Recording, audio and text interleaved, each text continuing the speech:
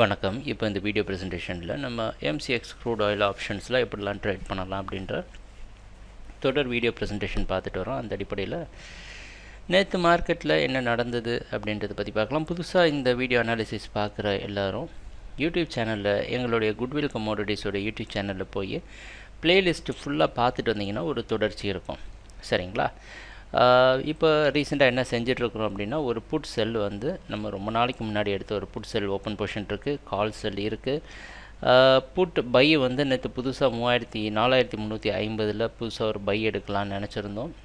Put by 4550 ஏற்கனவே வச்சுருந்ததை close பண்ணியாச்சு.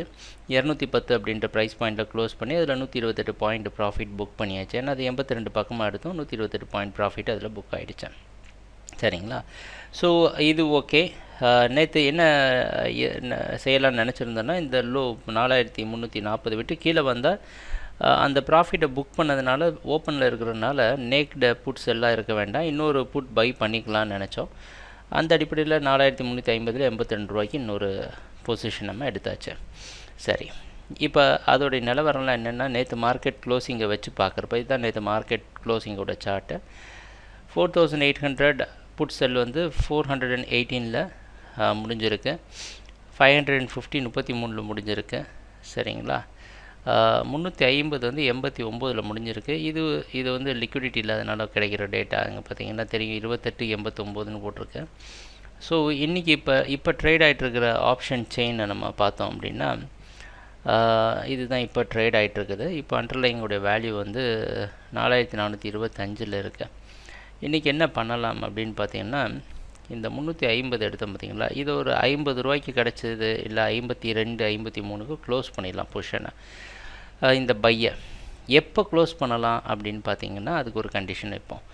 என்ன கண்டிஷன் அப்படின்னா, இந்த 4430 4430 தாண்டிடுச்சு அப்படின்னா, இந்த ரெசிஸ்டன்ஸை உடைக்குது அப்படின்னு தெரிஞ்சதுன்னா அதை கட் பண்ணி விட்றலாம். ஏன்னா அது மார்க்கெட் இன்னும் கொஞ்சம் கரெக்ஷனுக்காக மேலே போயிடுச்சு அப்படின்னா ஒன்றும் பிரச்சனை இல்லை. இங்கே நமக்கு இது மார்க்கெட் ஏற்றத்தை கொடுக்குது அப்படின்னா நமக்கு ஒன்றும் ப்ராப்ளம் இல்லை. ஒரே பிரச்சனை என்ன வரும், மார்க்கெட் ஏற்றத்தை கொடுத்தது அப்படின்னா நமக்கு என்ன, இப்போது 4550 கால் செல் வச்சுருக்கணும். உதாரணத்துக்கு இந்த ப்ரைஸ்லேருந்து மார்க்கெட் 550 வரைக்கும் போச்சு அப்படின்னா, ஏன்னா இதோடைய மேக்ஸிமம் ப்ராஃபிட் 25 ரூபா வரைக்கும் கீழே வந்தது. நம்ம புக் பண்ணாமல் வச்சுருக்குறோம். எதனால் புக் பண்ணாமல் வச்சுருக்கோன்னா, இது வந்து 4500லேருந்து 4200க்குள்ளே மார்க்கெட் எக்ஸ்பயர் ஆகிடுச்சு அப்படின்னா இந்த 100 ரூபா நமக்கு வந்து ப்ரீமியம் நமக்கு கிடைக்கும் டோட்டலாக. அதனால் ரிஸ்க் எடுத்து இதை செல் பண்ண வேண்டாம் அப்படின்ற ஒரு எண்ணத்தில் இதை வச்சுருக்குறோம். 2-3 வாய்ப்புகள் என்ன அப்படின்னா, இப்போ மார்க்கெட் வந்து இது வந்து 7 நிமிஷம் சார்ட்டு. இப்போ நான் என்ன பண்ணுறது, 1 மணி நேரம் சார்ட்டாக மாற்றிட்டேன்னா ஒரு லாங் டேர்ம் ட்ரெண்ட் நமக்கு தெரியும். சரிங்களா? இது 550 இங்கே இருக்கு.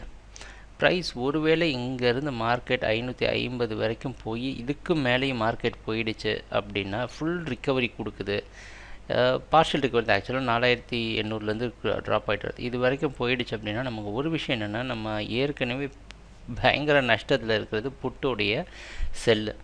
அது வெளியே வந்துட்டாலே போதும், நமக்கு பாதி பிரச்சனை முடிஞ்சிடுச்சு. சரிங்களா? அது வெளியே வந்துட்டாலே நமக்கு எல்லா பிரச்சனையும் முடிஞ்சிடும். ஸோ அது நடக்கிற சமயத்தில் இந்த கால் செல் என்னாகும், நமக்கு வந்து ஏற்கனவே எடுத்த ப்ராஃபிட்டை விட்ட மாதிரி இருக்கும். அதை பற்றி கவலையே கிடையாது, அந்த ப்ராஃபிட் போனாலும் பிரச்சனை இல்லை. ஸோ நம்ம எதிர்பார்ப்பு என்ன அப்படின்னு பார்த்தீங்கன்னா, ரிக்கவரி கொடுத்து 4550 வரைக்கும் ப்ரைஸ் வந்தது அப்படின்னா நல்லது. நம்ம எல்லா ப்ராப்ளத்தை விட்டு வெளியே வந்துடலாம். ஏன்னா நமக்கு அதிகமாக பிரச்சனை கொடுத்துட்ருக்குது இந்த புட்டு செல்லு. சரிங்களா? 4800 எடுத்தது நிறைய ப்ராஃபிட் அங்கே இங்கேன்னு பண்ணி எல்லாம் வச்சுருக்குறோம். ஏன்னா இது புட் செல் ரிக்கவர் ஆனாலே போதும், நமக்கு வந்து ஒரு பெரிய விஷயம்லாம் கிடையாது. நம்ம நார்மலாகவே ப்ராஃபிட்டில் வெளியே வந்துடலாம். அப்படி நடக்காமல், சரிங்களா, அப்படி நடக்காமல் நமக்கு எதிர்பார்க்காத விஷயம் நடக்கணுன்னா என்ன நடக்கும்னா, நம்ம இந்த எதிர்பார்ப்பு இதை விட்டு மேலே போயிடுச்சு அப்படின்னு எதிர்பார்த்தோன்னே இந்த இடத்துல நம்ம வந்து ஏற்கனவே வச்சுருக்கிற புட் பையை இப்போ கட் பண்ணி விட்டுடலான்னு முடிவுக்கு வந்தாச்சு. ஸோ அதை வந்து கிட்டத்தட்ட 50, இப்போ 4352 போல் போட்டு கட் பண்ணிடலாம். எந்த கண்டிஷனில் கட் பண்ணணும் அப்படின்னு பார்த்தீங்கன்னா, இது இந்த லெவலை விட்டு மேலே போனால் கட் பண்ணிடலாம். ஒருவேளை கட் பண்ணி விட்டுட்டோம் அப்படின்னா மேலே போயிட்டு திருப்பியும் இது கீழே வரப்போ நம்ம ரீஎன்ட்ரி எங்கே எடுப்போம் அப்படின்னா, இதே 4350 இருக்குது பார்த்தீங்களா, இதை விட்டு உடச்சி கீழே வரப்போ இன்னொரு புட்டு வந்து பை பண்ணிப்போம். எதுக்காகனா பாதுகாப்புக்காக. ஏன்னா இன்னும் பெரிய சரிவை கொடுத்துச்சு அப்படின்னா அதிகமாக அடி வாங்க வேண்டாம், ரைட்டுங்களா? ஸோ அதுக்காக நம்ம செய்வோம். இந்த மாதிரி சம்பவம் நடந்துடுச்சு அப்படின்னா நமக்கு ஒரு பெரிய ஆபத்து. ஏன்னா ஆனால் அப்படி நடக்காமல் இந்த ரேஞ்சுக்குள்ளேயே ப்ரைஸ் நின்னாலும் சரி, இல்லை ரிக்கவரி ஃபுல்லாக பவுன்ஸ் பேக் ஆனாலும் சரி, எப்படி நடந்தாலும் நமக்கு வந்து எந்த ஒரு இஷ்யூவும் கிடையாது. மார்க்கெட் கீழே விழுந்தால் மட்டும்தான் நமக்கு பிரச்சனை வரும். அதையும் நம்ம வேறு ஸ்ட்ராட்டஜிஸ் வச்சு நம்ம சொன்ன மாதிரி மேக்கப் பண்ணிக்கலாம். ட்ரேடிங் நடக்கிறப்போ பார்ப்போம் என்னென்ன மாற்றங்கள் வருதுன்னு. எங்கள் வீடியோ ப்ரெசன்டேஷனை தொடர்ந்து பார்த்துட்டு வந்ததுக்கு மிக்க நன்றி, மகிழ்ச்சி, வணக்கம்.